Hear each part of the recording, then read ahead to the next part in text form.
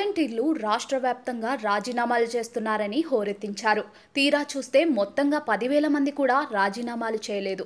మొత్తంగా 2.5 లక్షల మంది వరకు వాలంటీర్లు ఉన్నారు. వారందరితో రాజీనామాలు చేయించి పార్టీ కోసం పని చేయించుకోవాలనుకున్నారు. ఈ ప్రకారం సమాచారం ఇచ్చారు. అయితే వాలంటీర్లు ఎవరూ రాజీనామాలు చేసేందుకు ఆసక్తి చూపించడం లేదు. వైసీపీ నేతలు ఒత్తిడి చేస్తే తప్పని పరిస్థితుల్లో కొంతమంది రాజీనామాలు ప్రకటిస్తున్నారు. వారి లేఖలు అధికారుల వద్దకు వెళ్తున్నాయా లేదా అన్న దానిపైన స్పష్టత లేదు.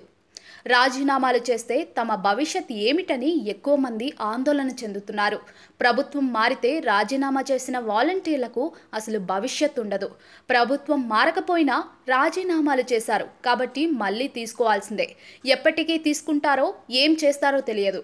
అదే సమయంలో వైసీపీ కోసం పనిచేసే వాలంటీర్లను క్షమించే ప్రశ్నే ఉండదని, న్యాయంగా ఉంటే 50,000 ఆదాయం వరకు తెచ్చిపెట్టే బాధ్యత తీసుకుంటారని చంద్రబాబు హామీ ఇచ్చారు. వాలంటీర్లపై వైసీపీ చాలా ఆశలు పెట్టుకుంది. కానీ ఇప్పుడు ఆ వ్యవస్థ తమకు ఏం మాత్రం ఉపయోగపడే పరిస్థితి లేదు. ఫోన్లు డిపాజిట్ చేశారు. వారికి సాంకేతిక సహకారం ఉండదు. 50 మంది ఇళ్లతో టచ్ పోతుంది. వ్యక్తిగత పరిచయాలతో బెదిరించడానికి కూడా అవకాశం లేదు. అలా చేస్తే కేసులు పెడతాయి.